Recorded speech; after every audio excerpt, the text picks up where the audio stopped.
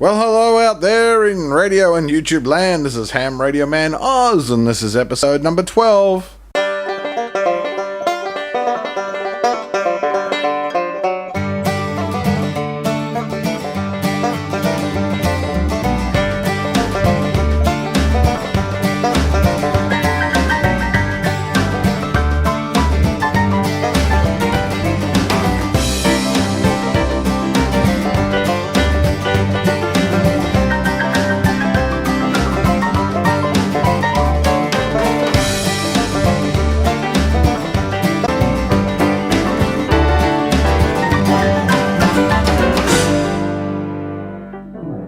Hello again, and welcome to Ham Radio Man Oz episode number 12, where this episode I attempt to build, and I say attempt to build, a powerpole distribution kit supplied by the Waverley Amateur Radio Society in Sydney. A big shout out to them guys, thank you very much. It's good to know that these kits are out there. I did have some issues with the kit, and I'm not blaming the Waverley Amateur Radio Society for that. It could be the type of solder I used. It could be my soldering iron, although I do have a brand new iron for it. I did find a couple of issues, and I will point them out, and maybe if someone from the Waverley Radio Club is watching, they might be able to comment or suggest something for me to actually correct the issue. Here is the kit assembled. Now, I've already gone ahead and assembled it, and I will go through the video. This will show you the assembly and the situations I had, and at the end of that I'll come back with a conclusion. So enjoy. Okay, so here are the parts laid out for the Waverley Amateur Radio Society's powerpole distribution kit. We've got the Anderson pole connections, we've got some Anderson plugs, we have these insulator parts that are going to be used on the fuse, and it says we need to remove the plastic insulator part on that to expose just the terminal.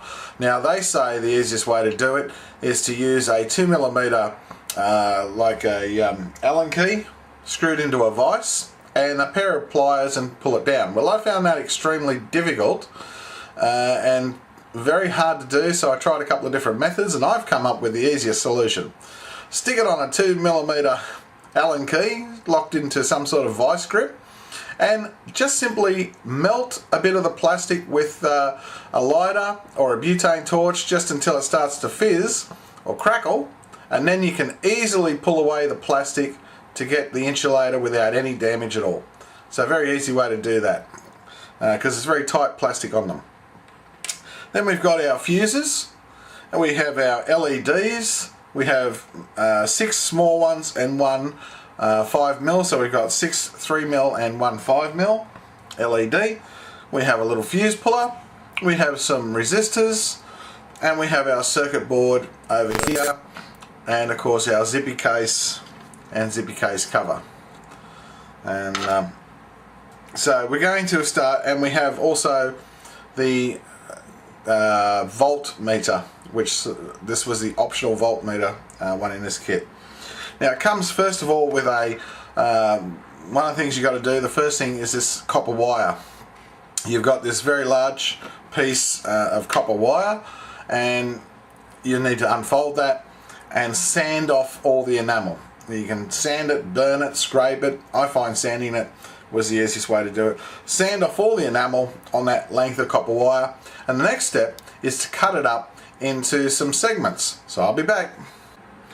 Okay, so the next step that we have to do with the copper wire is we need to cut it up into 12 by 2 centimeter segments, and then 2 3 centimeter segments. So the easiest way, of course, to do this is make sure the wire is straight as possible, put it on a ruler and mark it off. So we want 12 2 centimeter segments. So we'll mark off where we're going to cut with a marker every 2 centimeters, making sure that we try to keep it very straight, and I'll be back when that's done. And we're back. Okay, so we have our 12 2 centimeter pieces, we have 2 3 centimeter pieces, and we have one leftover 7 centimeters which is exactly to the specifications. Okay, so I'll put the ruler aside and we move on to the next step. And the next step is simply just taking your little copper 2cm pieces, your Anderson power pole parts, and simply crimping them in there. And that's what exactly we will do. So I'll come back when they're all done.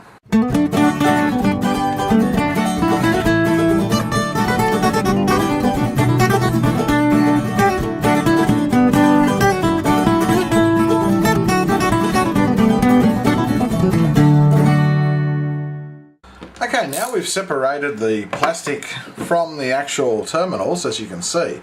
There's the plastic piece left over. Not really damaged or anything like that. All I did was heat it up with a lighter for a few seconds and then slide it off the terminal as by the instructions. I did try my hot air gun but found it was really not effective. So just a few seconds of heating these up with a lighter while they're sitting on the end of an Allen key, which is held into a vise of some sort. Then you can just simply heat it up, you'll start to hear it crackle and just slide it down, and then it exposes your terminal. Then it says to put each terminal in the same direction on each fuse, which I've now done.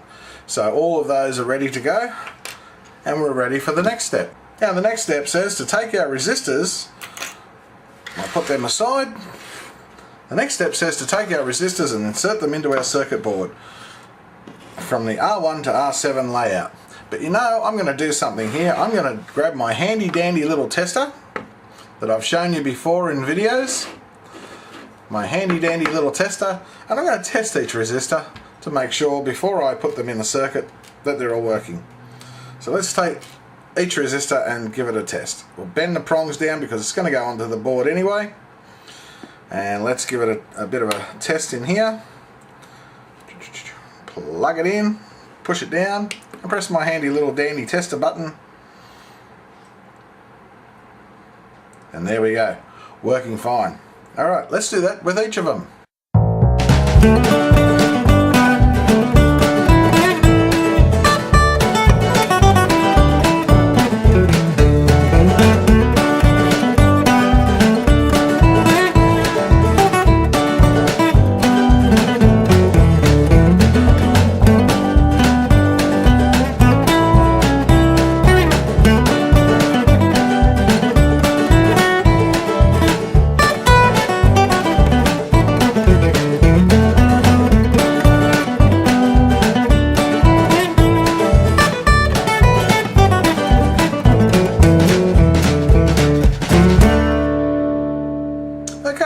So we knew that all the resistors did work. There was a little bit of a problem when I was testing that some weren't showing up at first. Maybe that I didn't have the pins correctly inserted into the tester, but after moving them around they all tested fine and correct.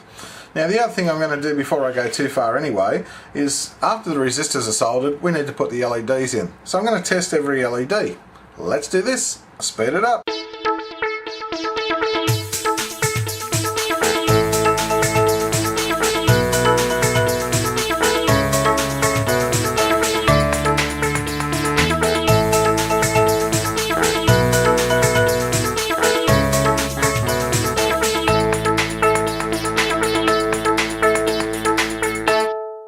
Excellent. Well, you can see all the LEDs work, and the last one, the 5mm, is obviously a dual coloured LED showing up 2 diodes on that. Let's have a look at that again.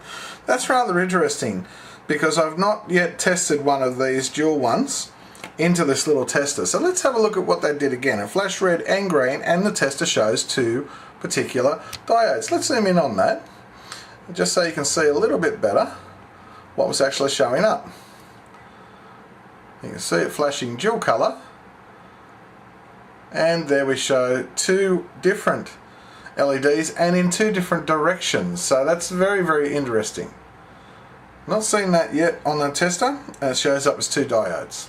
Now when you're working with circuit boards these days, they can be very small and hard to see sometimes where you've got to actually insert the components, especially when you get older and your eyes start not being as effective as they were when you were young. So what I found was with my soldering station I got recently, a new one, I got this handy dandy little multi-purpose tool, which a lot of you would have seen, And you simply just put your circuit board in there, and you've got a little magnifying glass, and you can actually see quite clearly where to put the diodes or the resistors or capacitors and so on.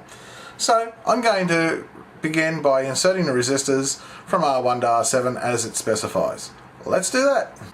Okay, so now we have all the resistors in place, and I don't know whether you're a bit like me or not, but I'm a little bit pedantic when it comes to the way they look. I want the kit to look like it was professionally made. So I like to put all my resistors, if I can get that to focus, the same direction. Now it doesn't matter, of course, with resistors in a circuit which way they go, but I like to have all the colour bands facing the exact same way so that it does look like it was a professional made unit. If anyone inspects my work, that is, and also for my own benefit. Okay, well, I've cut to the chase and finished the assembly of the distribution kit because it was just taking so long that this video would have just gone into massive amounts of overtime to try and get this video done, and it all works correctly. This LED is a dual colour red-green. It comes on green when you've got the polarity around the correct way, red when you've got the polarity around the wrong way. Now, after all the headache of finishing this kit, there's a couple of things we need to do still, and that's one, test it with a multimeter to make sure all those connections are actually working, because the one thing I didn't like about this was the board. And I'll try and zoom in on this, my terrible soldering job on this one, to try and give you an idea. It was probably the worst board.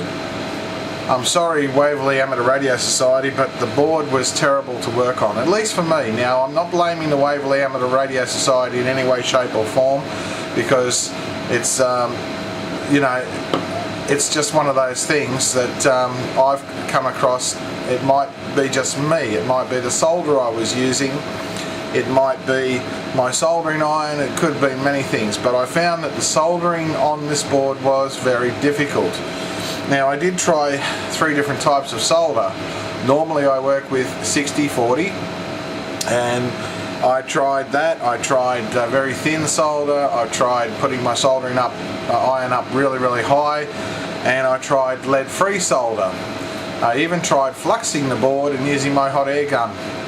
I think if I was to do this again, this project, I would use solder paste and a hot air gun to do it instead of just normal solder and a soldering iron. I think the best and easiest way to do this, and maybe I've overlooked something here, but the best way I think to do it would be to flux the board, use solder paste and a hot air gun, and that should make nice easy joints. But having said that, it wasn't easy. It took me quite some hours to do. Alright, now of course they're not all perfectly straight either, which is a shame, but doesn't matter. I had to miss out on one LED underneath the actual clips here for the fuses, LEDs. I had to miss out one here because I just couldn't get it in, because I botched up a little bit of solder on the other side, close to where it goes. It went over and I couldn't desolder it enough to get it in, so I just missed out one LED. Those LEDs are supposed to be for blown fuse indication that they're supposed to come on. I don't know whether they're working correctly or not. I don't have the fuses sitting there, so by rights I think they should come on, but they don't. Anyway, let's go over it with a multimeter now, and I'll double check it to make sure that it all works. Okay, so I just was going over them, and I'll show you what I was doing, just because I've already found a couple of problems I need to fix up. The first thing I need to do is check for continuity or a connection between the fuse terminals on this side to the positive terminal, because we want to make sure that we have flow from there. So I'll just put the first probe into that, just swap these around a bit so you can see, and try and show you the multimeter. Okay, so I'll put the probe on there, and we have a connection, and we don't have on the next one, which is good. And then we go just checking each one, and we have a connection, but no tracing onto the next ones, and we have, that's good. And the next one.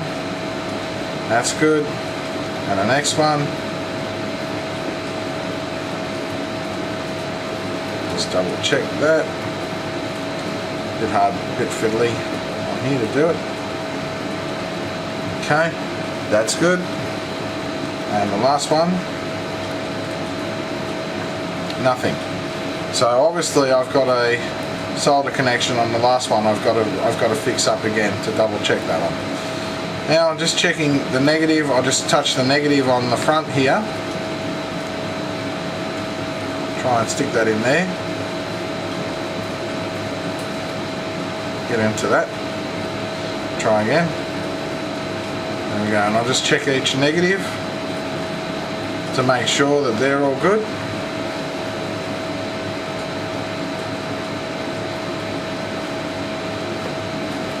Okay, looks like I've got a problem there on that one. Maybe.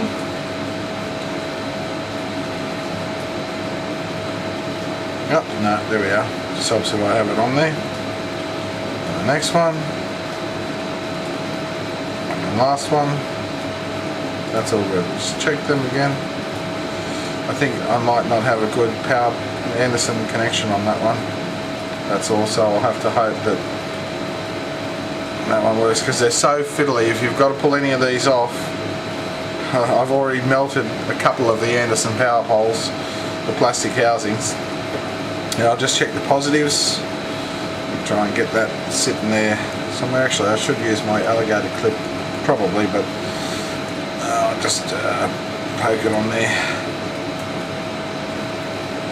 Well, my negative wires come off there on the amp, on the voltmeter, so I'll have to resolder that too. So just check the positives if we can.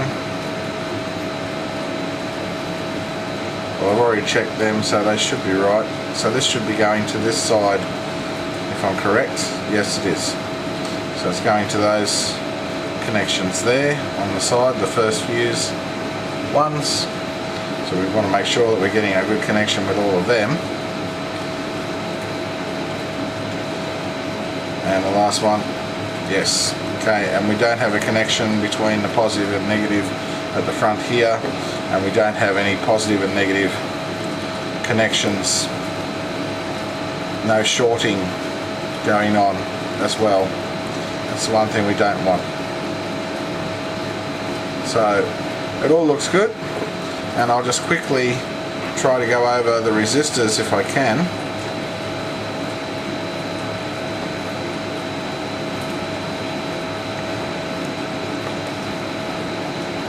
It might be a bit difficult that way.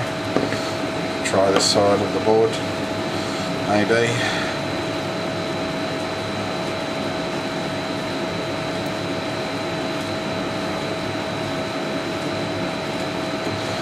Okay, there might be an issue there. Let's double check that.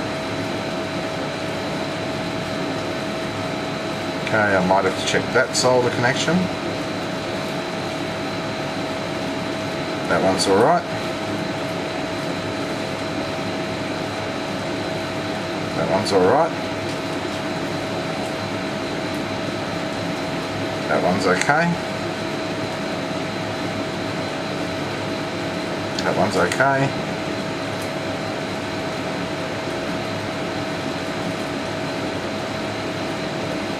And the last resistor was here. Okay, so it looks like one resistor. And that, it's alright. Just probably wasn't getting the good contact on the probe. Okay, there definitely is with one of the fuse connections. Remember which one it was now. Wasn't that one. That's good. That's good. It's that one there, and I can see it's loose as well. I think it's this one actually.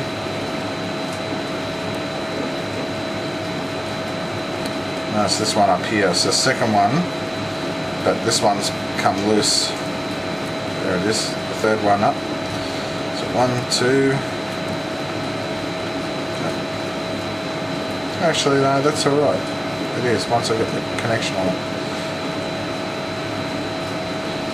So that one's just become loose.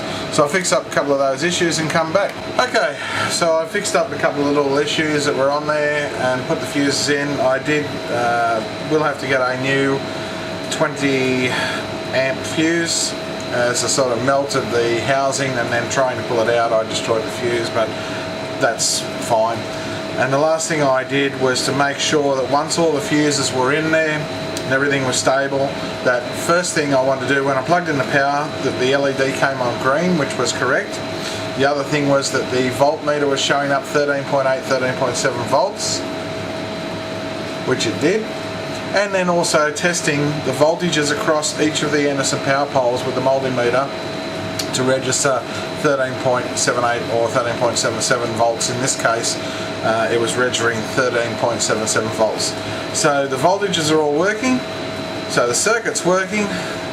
Next thing is to finish the box off and put it in the box. I'd actually like to know if anyone's actually out there done this kit, if you've made this kit, if you had issues soldering it or you didn't have issues soldering it, please share your techniques or your help, because I've been soldering a lot of kits and that for a long time and I've not had the issues I've had soldering this particular board. I just could not get the solder to stick very well to the board at all, even if I fluxed the board. So if you've made this kit, and let me know any issues you've had with soldering, if you had some issues soldering it or you didn't have any issues, or what sort of solder did you use.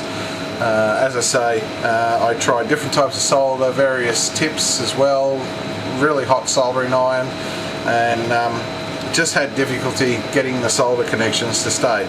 So there you have it. There was my experience of building the Waverley Amateur Radio Society power pole distribution kit. And you know what I'm going to do? I'm going to buy a rig runner and I'm going to give this away to the person who leaves me a comment about their worst soldering experience or their worst kit building experience. I'm going to send this to you with the instructions and everything, and you can fix it up to your heart's content and use it. And maybe then you can leave me a comment with all the things that I did wrong with it. But I'm going to make this a giveaway. So here it is, one completed but needs inspecting. I'm going to send the zippy box and everything else that's with it, and you can go over it and it's yours. So the person who leaves me the best comment about their worst soldering experience, their worst kit building experience, tell me what you did, what kit it was, did you finish the project, and what did you do with it after that, and so on. The best comment, I'm going to send that to, and it's all yours. Consider it a gift from Ham Radio Man Oz, and I'd love to see somebody actually get this and rebuild it and tell me where all the things I did wrong and all that, because I'm not going to blame the Waverley Amateur Radio Society for it. It's just one of those things. I've just had a lot of troubles with the board, and it could be the way that I soldered it or the solder I used. Now, there were 3 different types of solder I used. I mentioned earlier, I think, there was a lead-free one, which I don't normally use. Normally I'd use a 60-40.